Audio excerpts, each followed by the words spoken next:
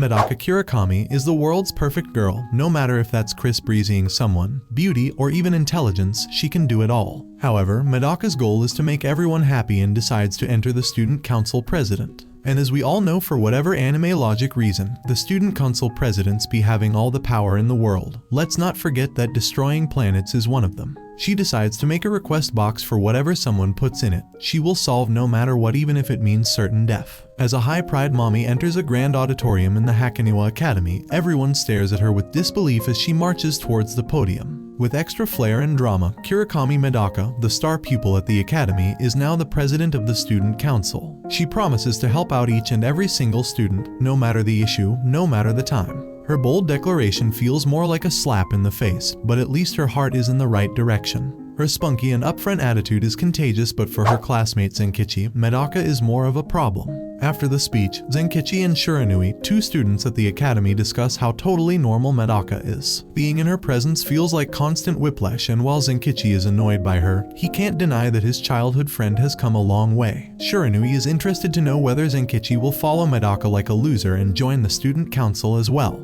At first, he loudly dismisses the notion, but when Medaka catches him, let's just say he didn't have a choice. Even though Medaka manages to grab Zenkichi and force him into the room, he is still not deterred. He continues to mention how Medaka always expects other people to work with her and does not take into consideration what others are feeling. He also believes that Medaka is more than capable to handle things on her own. Zenkichi is in the middle of his speech listing all the reasons why he can't join, but Medaka has already stripped out of her clothes and now stands before Zenkichi in her bottoms. The sight of her not only stops Zenkichi in his track but also makes him truly question the sanity of his friend. Medaka doesn't even bother addressing this change. Instead, she draws attention to the suggestion box and mentions how there is already feedback for them. Apparently, Hakoniwa Academy has a large campus with nearly hundreds of buildings. One such building is the Kendo Dojo. It used to be a pretty important place with an extensive history, but now some delinquents have taken over. Medaka and Zenkichi head over to the dojo, and within they find the worst of the worst students in the academy. They smoke, don't follow dress codes, are violent, and are also destroying school property. These boys are exactly the type of people Medaka would offer to fix. The leader of the group, Moji, steps forward to confront Medaka, which will turn out to be his one and only mistake. Moji tries to use his kendo moves on her but fails miserably. In seconds, Medaka subdues the boys. Instead of acting smart and complying, Moji and his gang only say more stupid things that will later come to bite them back. Medaka does not stand for this. She unleashes an ability that lets her talk sense into anyone. The appeal to innate goodness ability that Zenkichi recognizes. He can't help but shake his head as Medaka acts with supreme righteousness and tries to guide the boys back to sense with the power of her words. For a moment, it feels like Medaka can change anyone's life with just one look. But this ability is also quite pretentious and obnoxious. Instead of being motivated, the boys look scared. Instead of making any positive impact, Medaka scares the boys away. The day ends and Zenkichi thinks about Medaka's ridiculousness. Shiranui is with him and wonders why he lets Medaka push him around so much. This is very embarrassing for Zenkichi as he knows that Medaka is just built different and he can't help but follow her. The next day he decides to visit the dojo to see whether the boys are back. However, to his surprise and disappointment, Medaka is already there and she has cleaned up the place, making it to look completely brand new. Zenkichi is not convinced and does not believe that the boys will show up again. But they do, and this time, instead of wanting to thrash the place, they want to learn proper kendo from Medaka. Zenkichi leaves feeling bad. He really doubted Medaka and now feels like the villain for not believing in the others as well. However, before he can go any further, a strong whack to his head makes him drop unconscious. Hyuga, a student from the same class as Zenkichi, is not happy that the delinquents have not been removed from the school. He drags Zenkichi to the dojo and then proceeds to beat up the other members, including Moji. Hyuga himself is a kendo master and he is the one who put the feedback in the suggestion box because he does not want such horrible people to ruin the prestige of kendo. He slams his foot into Moji's head, all the while going on and on about his past and ideals, but Moji hears none of it.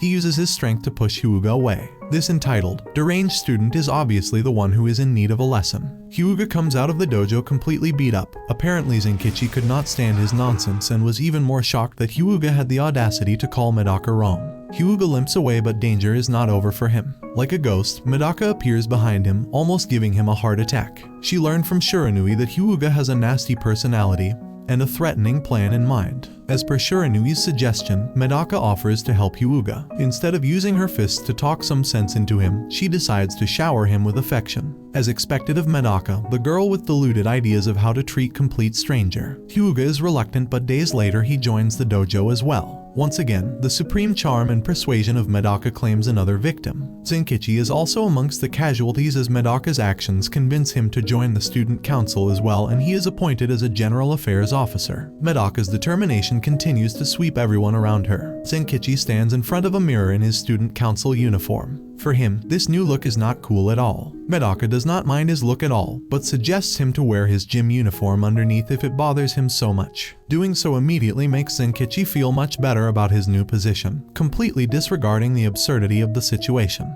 As the General Affairs Officer, Zenkichi's task is to take a look at the suggestion box and stay up to date with the complaints of the students. The first request comes from a timid girl called Ariake. She is a second-year student who is on the track team and has shown great growth and improvement. She was recently asked to sprint at the new track event, an opportunity that is not easy for second-year students to achieve. But her track shoes were vandalized by an ill-harboring individual, who destroyed her shoes and left a note asking her to quit the team. Ariake is not only unable to practice properly without her shoes, but she is also afraid of other team members and is scared to tell the coach because she does not want to lose her new position in the track event.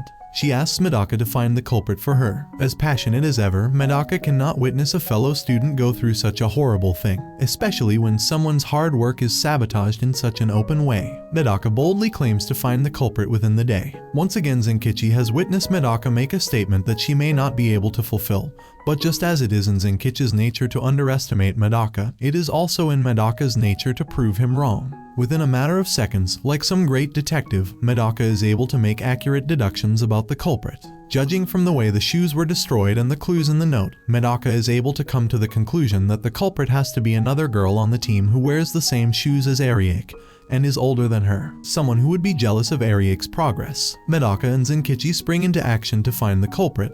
They are also accompanied by Shiranui. With little effort, the trio find Isahaya, a girl on the track team who fits the description quite well. However, before they can bring the girl down, they need proof. Zenkichi starts to talk about gathering evidence and then approaching the girl, but before this logical reasoning can even register in Medaka's brain, she sneaks behind the girl and bluntly asks her whether she committed the crime. Isahaya is almost left in a coma when she finds the student council president behind her. She can't help but run with her useless self. She tries to run as fast as she can, but of course, just like everything else, Medaka is way better than her and catches up to her in no time. The girl is startled and immediately denies everything. She walks back trying to get away but almost trips. Like a hero in a fantasy world, Medaka catches her and instead of unleashing her fury on her, she lets Isahaya go gently, believing in her words. Isahaya is left speechless. Zenkichi approaches her and she asks him why Medaka could let her go like this. Zenkichi, acting cool about the situation, simply states that Medaka has a tendency to trust people no matter what.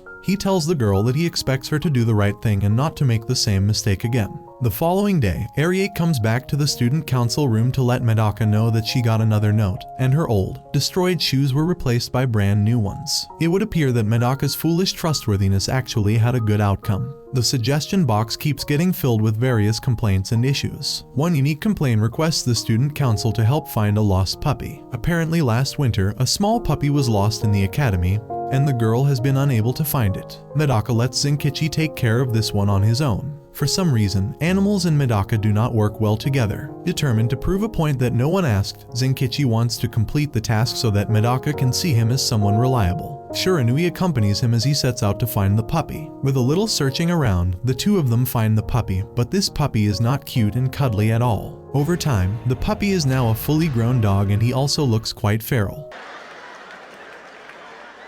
Armed with sausages and his will, Zenkichi approaches the giant dog, running towards it like a madman, but the dog is of course way stronger and faster than Zenkichi. In the end, a bruised and defeated Zenkichi shamefully reports to Medaka that the dog got away, but she assures her that Shiranui and him will work together and capture the beast. Medaka does not like how much time Zenkichi spends with Shiranui. She puts herself on the case as well. Every situation turns completely ridiculous once Medaka gets involved. The next day she appears in a dog costume that looks less like a dog and more like a swimsuit with fur. Her outrageous outfit is meant to make the dog feel comfortable and subdue it, but this is clearly not going to work. Zenkichi once again convinces her to leave the matter to him and Shiranui, but Medaka is already on her absurd path. She approaches the puppy to let down his guard, but she only manages to freak out the pure creature. He runs and hides behind Zenkichi. In the end, the feral dog is subdued, not because of any wild tricks, but because since she was a child, Medaka has always greatly scared the animals around her like yourself. This ability makes Medaka super depressed because she loves animals and wants to befriend them, but unlike the humans around her, not every living creature can be charmed by her tricks. Now that he is a part of the student council, Zenkichi has to make sure he has seen someone capable enough to stay beside Medaka and help her out. To solidify his position, Zenkichi visits different sports and fighting clubs and spends time working out. His goal is to sweat at least 5 liters in one day. Zenkichi's persistence has caused him to be known as the Club Crasher, and a lot of useless students are getting annoyed by his antics, but Zenkichi really couldn't care less. Over lunch, he explains to Shiranui that he wants to do this so that his reputation is cemented as a great protector of Medaka, not that Medaka herself needs any protection. While they continue their conversation, a scary-looking student and his gang stop by Zenkichi's table for a little chat. Kenoya, the scary, clearly troubled student standing before Zenkichi, was also running for the student council president. But his tactics were too violent and, in the end, his intimidation plan did not work. As the two of them meet on the roof, Kenoya mentions how he wants Zenkichi to work for him instead of Medaka. He explains that working for someone like Medaka is pointless because you will only end up causing more trouble for yourself, and Medaka is the type of person who does not care about what others are going through. He calls Medaka a psychotic freak and wants to give Zenkichi a chance to change his alliance. He informs him that his gang will be meeting after school and he is expecting to see Zenkichi there. Once he leaves, Medaka very slyly appears beside him. She heard the entire conversation, but instead of getting angry, she only acts with a dramatic flair. She doesn't care if someone hates her because what matters is that she loves everyone. Zenkichi can't help but stare at her with blank eyes. Her theatrics are not always the right response to a situation. However, he has already made his decision. After school, Zenkichi goes to the classroom where Kenoya and his gang are gathered. They have also gathered several weapons and plan on attacking Medaka. Zenkichi calmly enters the classroom and slams the weapons, causing them to get stuck to the ceiling. He warns Kenoya that not only is he ill-equipped to fight Medaka, but he also needs to remember that Medaka has a personal useless guard now. The next day, Zenkichi enters the student council office only to find Medaka once again wearing nothing but her bottoms. Her lack of modesty and awareness is frustrating to Zenkichi. Apparently, today they will head off to the judo team club. Their captain, an eccentric and popular girl called Nabeshima, is stepping from her position and wants help in finding a new candidate. Nabeshima, also known as the judo trickster, is very pleased to see Medaka enter her judo club. But there is someone else who seems more excited to see her. Akyun, the resident cool boy of the academy who is the object of every girl's obsession, melts before Medaka. He bows down to her in complete servitude, but Zenkichi gets annoyed at his but since he is useless, he does nothing. Akyun is completely infatuated with Medaka, seeing her as a master, but he hates Zenkichi. When the two of them talk, it is clear that this is a simple situation of two guys liking the same girl. Akyun does not think that Zenkichi is capable enough of standing besides Medaka, while Zenkichi does not like how Akyun wants to be closer to her. The two of them are ready to bite each other's heads off. Meanwhile, Medaka challenges the judo students to fight, but it is clear that none of them can even imagine to come close enough to land a blow on Medaka. This is precisely why Nabeshima's plan was not to make Medaka choose, but to cause a fight between Zenkichi and Akyun and choose the winner through their battle. Since Akyun doesn't think Zenkichi is worthy enough to stand next to Medaka if he wins the fight, he will switch his position with Zenkichi and become the general affairs officer, while Zenkichi will become the new captain of the judo team. And if he loses, then they will have to remain in their current position. It appears that Medaka's intoxicating presence will drive the two boys to decide their fate. A heated fight starts between Akyun and Zenkichi. Nabeshima sets the rules of the fight. If Zenkichi scores 1 point before Akyun scores 10, then Zenkichi will win. Medaka also tries to motivate Zenkichi, telling him that he is not allowed to give up, no matter what. The fight starts and of course, Akyun has no problem tackling Zenkichi within seconds. He has already scored a point with the first few minutes of the fight.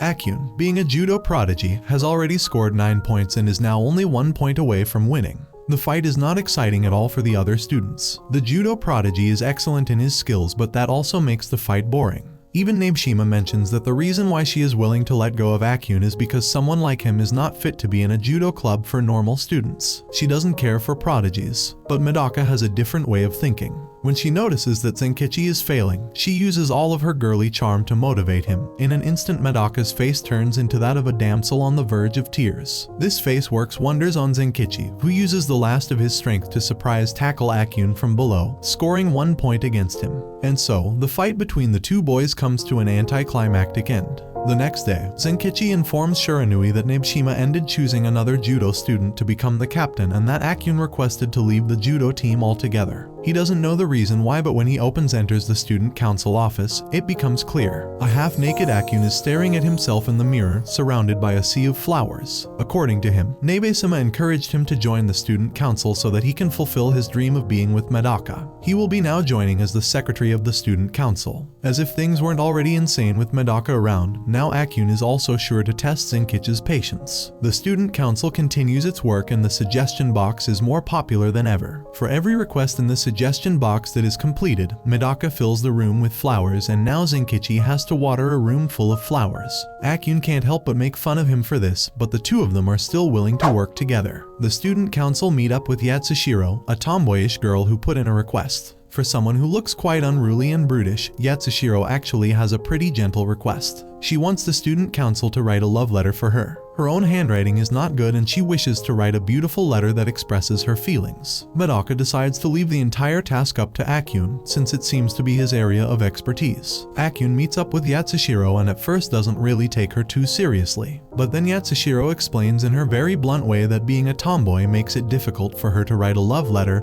and she wants to be able to express her feelings. This inspires Yatsushiro and he springs into action. He crafts a beautifully written letter for her and even shows it to Medaka for approval. But Medaka's response comes as a shock to him. She doesn't believe that Akyun has truly helped the student because instead of expressing her words, he has managed to write only his own feelings. Medaka tells Akuna that she is disappointed in him and this leaves him completely devastated. Akyun goes back to Yatsushiro with a new strategy in mind. He decides to teach her how to write her own feelings in a beautiful handwriting. At first Yatsushiro refuses, after all, this is not what she signed up for. But Akyun makes a grand speech about how as the student council, it is his duty to go above and beyond the call of duty. In the end, Yatsushiro is able to write her own letter and give it to her crush. Medaka praises Akyun and even gives him a head pat, which completely melts the strong-headed, charming student of the academy. The work of the student council is as busy as ever. In the office, a pile of paper is towering over Zenkichi and Akyun, who are sitting on the floor completely defeated by the sheer amount of work. But of course, the super reliable Medaka is tackling most of the work on her own. While the other members are slumped on the floor, Medaka's arms are moving at the speed of light. She is working like a maniac, but she doesn't show any sign of stress or frustration. Once some of the work is done, Medaka mentions how most of the requests are from different clubs requesting for a budget increase. Apparently, money is the new topic of interest for most clubs at the academy, and getting a budget increase is on everyone's agenda. And of course, the student council don't have the funds to fairly provide all the clubs with the money they need. At first, Medaka proposes using her money to help out, but Zenkichi shuts her new idea before it can go any further. He knows how poorly Medaka understands the matter of money. Akyun suggests that they should hold a relay event, with the winning club winning the money. However, there is a better suggestion on the horizon. A newly built swimming pool on the academy has not seen any activities yet, and it would make a perfect venue for an inter-club competition. In the end, it is decided, a swimming competition will be held at the new pool area, and the winning club will get the money. Zenkichi explains all of this to Shiranui, who looks like she is more interested in her snacks than anything else, but she mentions a crucial piece of information regarding the flying fish of the swim club. According to her intel, 3 members of the swim club are known to do shady things for money. As some of the best swimmers on the team, Yakushima, Tengushima, and Kikejima use their abilities to gain favors from rival schools and fix matches, all for money. They can pose a great threat for Medaka and her plan. But Zenkichi is not worried. After all, he has seen what Medaka can do. The day of the event arrives and all of the clubs have gathered in the new pool facilities. There is great hustle and bustle, and a lot of familiar faces are present as well, from the Kendo Dojo Club and even the Judo Club, being led by Nabeshima. Zenkichi explains the rules to everyone. Only 3 members from each club can participate. Since the event includes all genders, the men will wear floaties to make it fair. Before Zenkichi can complete announcing the rules, Medaka takes the mic from him. In her usual bold manner, Medaka raises the stakes and informs everyone that not only will the student council also join the event, but any team who ranks above the student council will get triple the amount of money, of course being funded by Medaka's own pocket.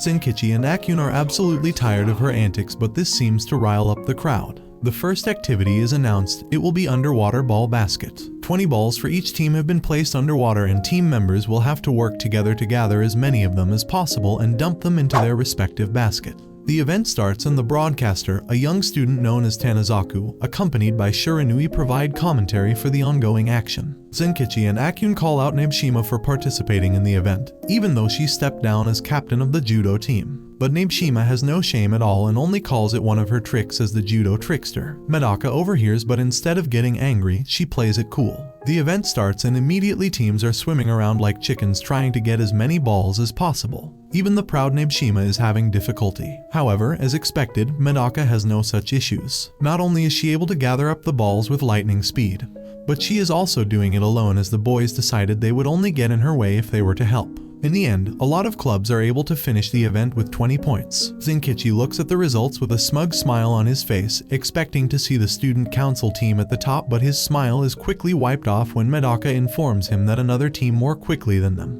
The Flying Fish, Yakushima, Tangashima and Kikejima were way faster in gathering up 20 balls and managed to rank higher than the student council. Medaka confronts them immediately. According to her, the 3 elite swimmers did not inhale any oxygen before jumping in the pool, thus causing their bodies to sink faster. This dangerous move stumps Medaka, who is starting to realize that swim team may cause her trouble in the future. The inter-club event is still underway. The next activity is the 3-legged underwater race. 2 team members will have one of their legs tied together and will have to use the power of teamwork to get to the finish line. The first team to win the race will receive 15 points. For this one, Zenkichi and Akyun have teamed up together. Medaka watches from the sideline as Nabeshima informs him that Yakushima and Tangashima, the 2 members participating from Flying Fish, are quite the experienced swimmers and can really put Medaka in a tight spot. Apparently, the Flying Fish team are after the money for one simple reason. They want to swim in a pool full of money. With this ridiculous reason in mind, Yakushima and Tangashima are ready to use their expertise to win this round. At first, Zenkichi and Akyun actually try to act sensible and decide to work together instead of trying to show off and act childish. But their teamwork is only a facade. The second the event starts, both of them sprint into action, trying to leave the other behind.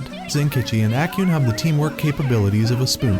Even though they run fast, they are constantly at each other's throats. The rest of the participants look on stunned but start to catch up as well. The most surprising turn of events comes from the Flying Fish team. Yakushima and Tangashima start off slow, but after a while, both of them dive underwater instead of walking through it. This is quite the dangerous move, as their legs are tied together, they can easily drown. But they use this unusual trick to even surpass Zenkichi and Akyun. In the end, the swim team comes out on top, followed by the track team and then the student council. The next activity is an eel catching one. One member from each team has to catch as many eels as possible. Nabeshima manages to catch 9, while Kikejima catches 13. On the other hand, Medaka manages to catch precisely 0. Even though everyone knows that Medaka is not good around animals, for some reason she is chosen for this activity and manages to score absolutely nothing for her team. In the end, the scoreboard looks quite grim. The swim team is placed at the top and looks like the clear victors of the event. There is one more activity left, but Zenkichi is not sure if the result will change. Tangashima takes this opportunity to act like a smartass and provoke the student council,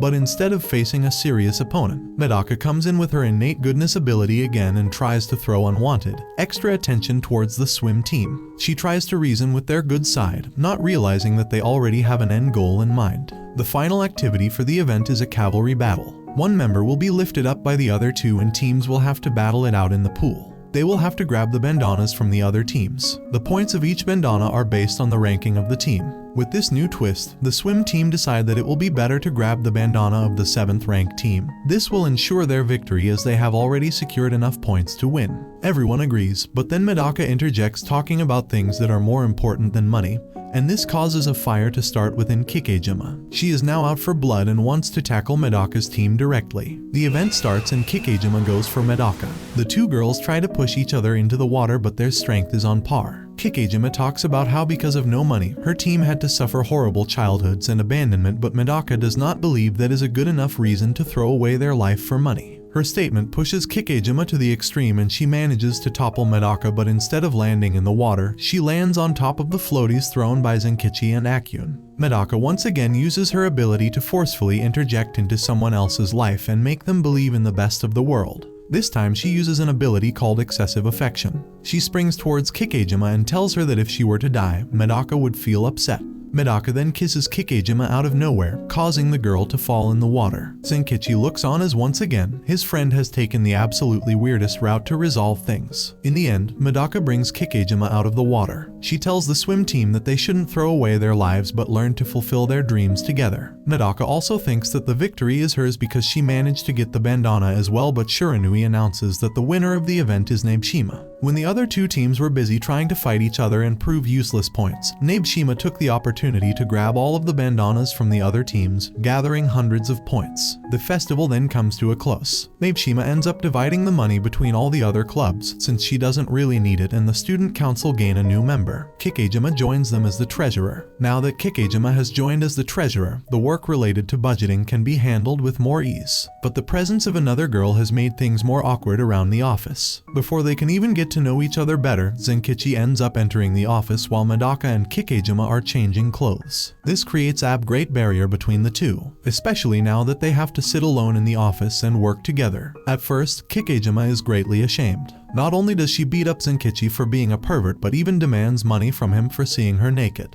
Zenkichi does not know how to respond properly, but he ends up submitting to her demands. The two of them sit silently as the awkwardness grows. Zenkichi thinks that Kikejima hates him and he doesn't know how to break the ice. On the other hand, Kikejima thinks that Zenkichi hates her. Their misunderstanding is complicated to say the least. They try to talk about the weather, but the conversation comes to an abrupt, awkward end. Shiranui enters the student council room, and her presence takes off the pressure a little. But instead of making things better, she shows Kikejima the pictures she took of her and Medaka kissing. Kikejima is left deeply ashamed and flustered. She buzzes around a beat, trying to get the pictures from Shiranui, but in the end Zenkichi is the one who tells Shiranui not to bully the new member of the student council. With no other ideas left in mind, Zenkichi tries to use the Medaka method and compliments Kikejima's body, but that ends up causing him to endure another beating and he has to give more money to Kikejima. Alternatively, Kikejima also decides to think like Medaka. She remembers how Medaka first approached her and told her that she still thinks about their kiss,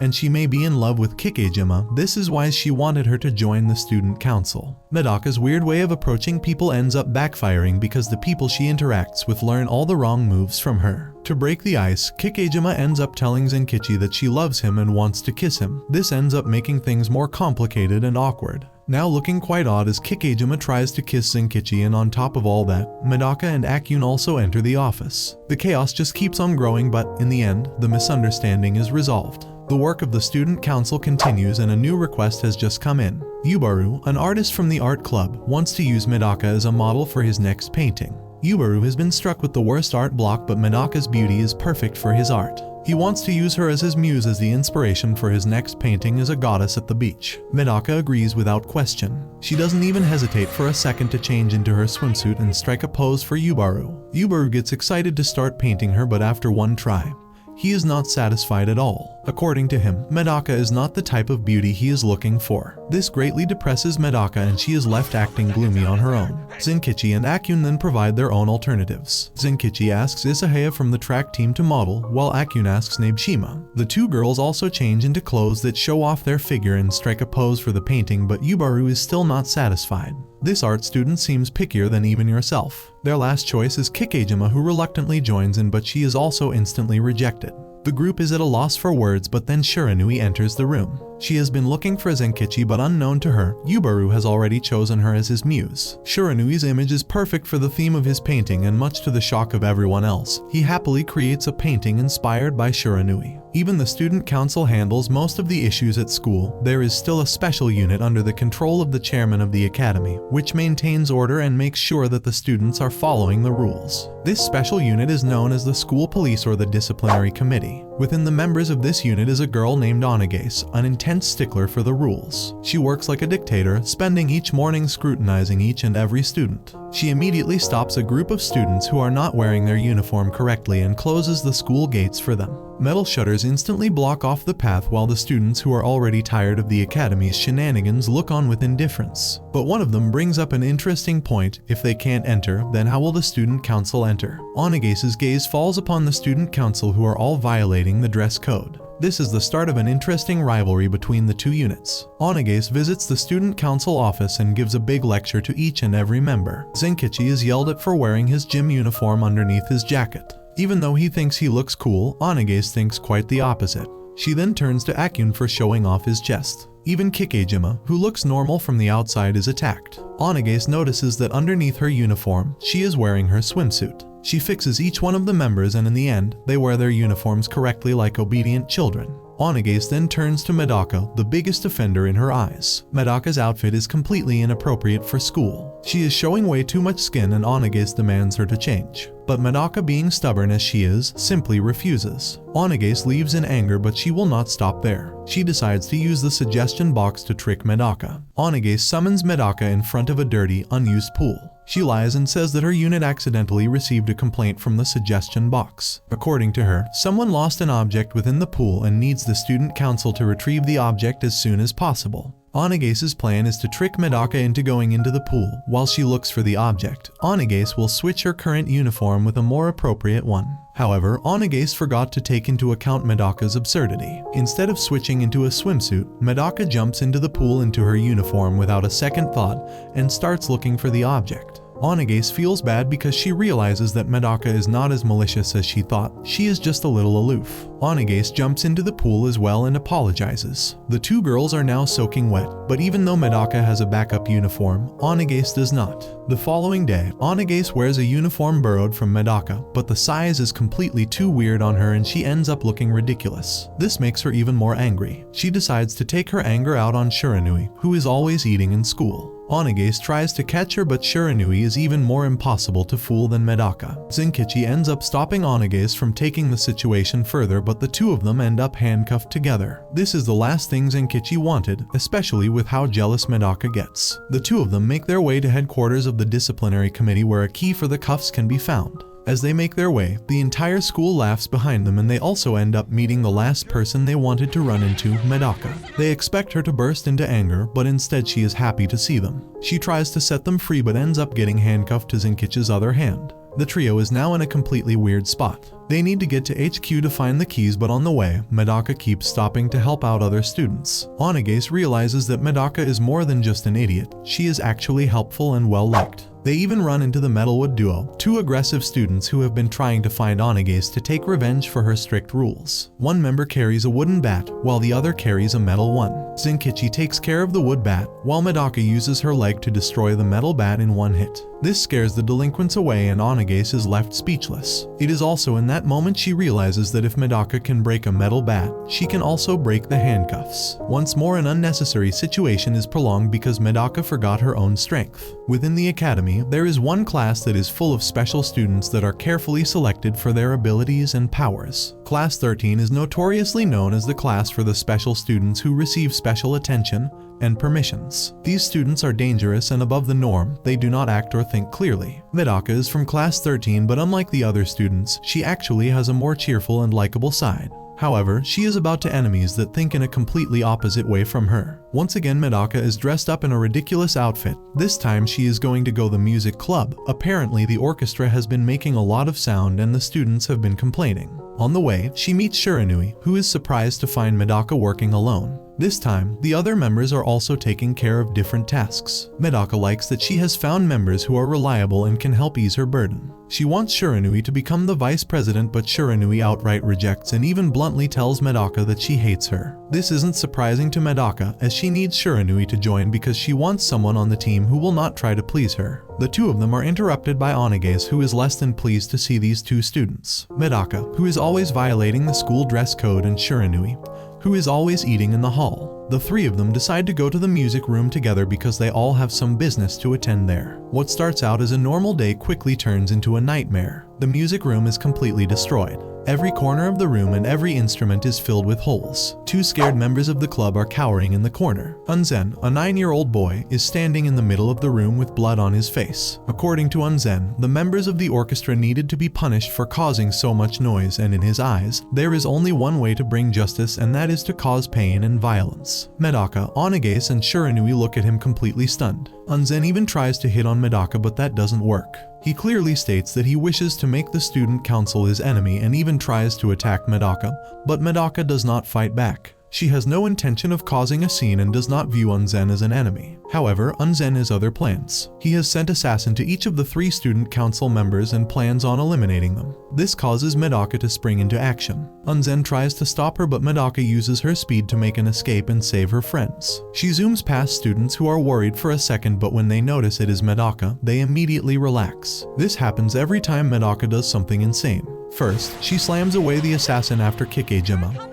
who doesn't even notice that someone is trying to eliminate her. Medaka throws him across the entire school and takes his claw weapons, while also borrowing track shoes from Isahaya. She then sprints up a building using the claws and grabs the weapon from the assassin trying to eliminate Akyun, who is also completely oblivious. The weapon is a bicycle, and instead of throwing it away, she uses the bicycle to make her way to the building where Zenkichi is helping out a member of the disciplinary committee who is going to eliminate him. At first, Medaka's way is blocked by other members of the committee, but they have greatly underestimated her. She rushes past them and enters the room where Zenkichi is seconds away from dying. She grabs the chains the woman is using and breaks them into pieces. Zenkichi is surprised to see her. Yabuko, the disciplinary committee member in charge of eliminating Zenkichi, gives Unzen an update call after the dust has settled. According to her, Medaka came just in time to save her friends and all of the assassins failed at their mission. However, before leaving, Zenkichi told her that Medaka wasn't really saving them, she was saving the assassins. Medaka knows how dangerous her friends can be, and in order to avoid causalities, she stopped the assassins before her friends could unleash their wrath. Unzen is not happy to hear this. He crushes his phone before Yabuko can say more. Back in the student council office, Medaka updates everyone on the situation. She gives each of them a small, colorful balls. Apparently, these small balls are the weapons Unzen uses. They have high elasticity and speed, and can bounce around to cause a lot of damage. Medaka gives a little demonstration, almost injuring her friends in the process. But before they can proceed any further, Unzen himself enters the room, dropping dozens of his super balls within the room. As they roll across the room, he acts all high and mighty, surprising the student council. He commends Medaka on her discovery and praises her for her speed and strength. Unzen gives a grand speech about how he knew that Medaka was his mirror image. While he only sees the flaws and weaknesses in human beings, Medaka chooses to see their positive side.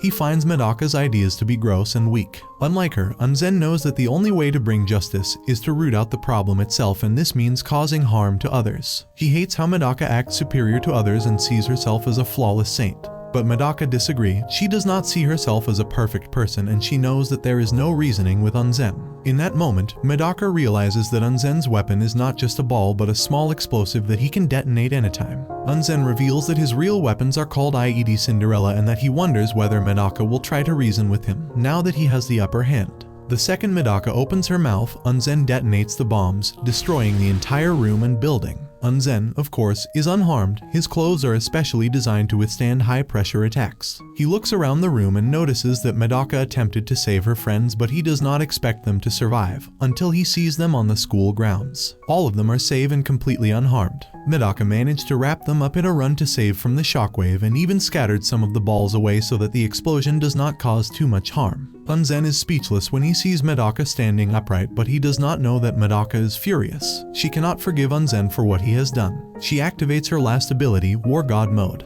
Her eyes turn crimson and her hair glows red as she walks towards Unzen. Medaka explains how she is not a saint, nor is she perfect, but she tries her best to be right. Now that someone has tried to harm her friends, she will let rage consume her. Unzen gets ready to fight her, but Medaka jumps forward and lands a direct punch, causing him to bleed. His special suit is not effective against Medaka's punches. She slams him through the entire building and is just getting started. Unzen is now pretty beaten up, and his special suit that can only take 3 heavy hits has already taken on hit from Medaka. Medaka gives him one last chance to repent, but Unzen is set in his ways. He is adamant on making Medaka as angry as possible. He wants to see her succumb to the rage. Medaka is obviously no longer thinking straight and promises to use her raw powers, turning into a beast. Unzen lunges towards her, but Medaka uses her cannonball punches to strike the boy 2 more times. He slams straight into the wall as the buildings around him crumble. Zenkichi, Akyun, and Kikejima are also nearby. Akyun asks Zenkichi when was the last time Medaka used her War God Mode. Zenkichi recalls Medaka's encounter with a strange boy who was neither good nor bad and hell-bent on destroying everything around him, including himself. His name was Kumagawa, and the last time Medaka used her insane ability was against him. This was 3 years ago, and that event resulted in Medaka failing to reform Kumagawa. Since then, she has tried to keep her violent nature under control. Now, Medaka stands before Unzen, who is not looking good. His special suit can no longer take any more hits, and he is in no position to fight. However, he has one last trick up his sleeves. He throws more special balls towards, but instead of dodging them, she walks right through them. This turns out to be a big mistake. These balls are actually powerful strings that have attached themselves to Medaka's skin, greatly restricting her. She can no longer move without tearing herself apart. Unzen acts like his finally trapped Medaka. He acts all smug in front of her, but little does he know about Medaka's willpower. Instead of standing still, she forces herself to move forward with the strings attached. This causes the entire building to move with her. Unzen is left stunned at this display of raw power. The entire building and surrounding structures collapse as Medaka slams the concrete slabs on top of Unzen. He now sees her for what she really is, an insane beast. With no tricks left and no strength, Unzen's defeat is inevitable, but he doesn't seem to think so. According to him, Medaka was unable to reform him or change his mind about humans, so she has lost. He tries to trick Medaka into eliminating him as well. By doing so, he will prove the point that Medaka does not really love all humans, because she chose to eliminate him. In her ferocious state, Medaka is really ready to eliminate the boy in front of her. His words are working, and Medaka is ready to destroy her beliefs by eliminating Unzen. But as she raises her hand, Zenkichi, Akyun and Kikejima restrain her, begging for her to stop and to not give in. They refuse to let her go and reassure her that she does not stand isolated from them. It doesn't even take a second for Medaka to go back to normal. In fact, the serious tension of the scene is completely diffused as Medaka goes back to normal. She even apologizes to Unzen and even offers him the position of vice president in the student council. Everyone is stunned at how quickly she changed her tone. But what really matters is that Medaka is back. The conflict is resolved, and Unzen has to recover for a great while before he can resume his work as the chairman of the disciplinary committee. Word of this conflict has even reached the chairman of the academy, who shits with his granddaughter, Shiranui, who has informed him of everything that has occurred between the student council and Unzen. After the intense battle, Medaka ends up being admitted into a hospital. She sustained several injuries, and for the first time the student council has to go on without her. Since the building where the student council room was located has been destroyed, the other members have to use a makeshift tent in the middle of a flower field to conduct their work. Without Medaka present, things feel more calm and pleasant than usual. Medaka usually brings all the crazy events with her, but with her gone, the student council doesn't have to deal with anything too crazy. Regardless, Kikejima reflects how Medaka has the ability to cultivate seeds of trouble into beautiful flowers, and without her, things feel a little empty. The trio decide to check out the suggestion box and find Machibaru, a small, timid girl who always has her hands holding her head because she is afraid her head will fall off without support. Machibaru has a request. She is part of the shogi club and one of their pieces is missing. The student council members visit the shogi club and the room is in complete chaos. There is no wonder that a piece went missing. Apparently, the king piece is missing from a rare set of shogi pieces that are worth a lot, and Machibaru is worried that the advisor will find out. The student council agree to help Machibaru right away and start cleaning the room. While cleaning up, they think about Medaka and how she herself is also like a king piece. She is bold and headstrong but needs considerable support in order to face her enemies. The three of them continue to talk about Medaka, thinking about all of her crazy antics and how she brought everyone together. The room is clean but the piece is not found. Zenkichi asks Machibaru whether there could be some other clue that could help them, but the girl is too scared to speak. Akyun then finds out that the king piece is missing from all the shogi sets in the room. This confirms that the incident was not random but a calculated move. They learn from Machibaru that a member of the shogi club known as Nadeyama was the greatest shogi player they ever had and was bound to become the president, but her attitude was too harsh towards the other members, and in the end, Machibaru was selected as president. Nadeyama may have taken the pieces as a form of retaliation. Zenkichi, Akyun and Kikejima find Nadeyama sitting alone on the rooftop. Her nonchalant behavior is a little infuriating, and it is clear that she is the one who took the pieces. But she denies everything. She laughs at the other shogi club members, calling them stupid for not even realizing that all the king pieces were missing. It is clear that Nadeyama has a superiority complex and decided to take the pieces out of spite. She even quit the club. Zenkichi and Akyun try to reason with her, but the girl is stubborn. Akyun decides to leave the matter to the teachers and is about to leave, but Zenkichi gets an insane idea. Without Medaka around, he realizes that they need someone who will actually go the extra mile and do something absurd. He decides to challenge Nadeyama to a shogi match. Nadeyama will have to return the pieces if she loses. At first, she is not interested, but Zenkichi manages to rile her up. However, she realizes that Zenkichi has set up an easier, childish version of shogi. This greatly angers Nadeyama, who feels like she is not being taken seriously, but the joke really is on her. The student council member lecture her on her actions and how instead of teaching the younger members, she chose to resort to childish tricks. Just like Medaka, the student council trio reasoned with Nadeyama's innate goodness and showed her the errors in her way. In the end, Nadeyama not only returned the pieces but joined the shogi club again,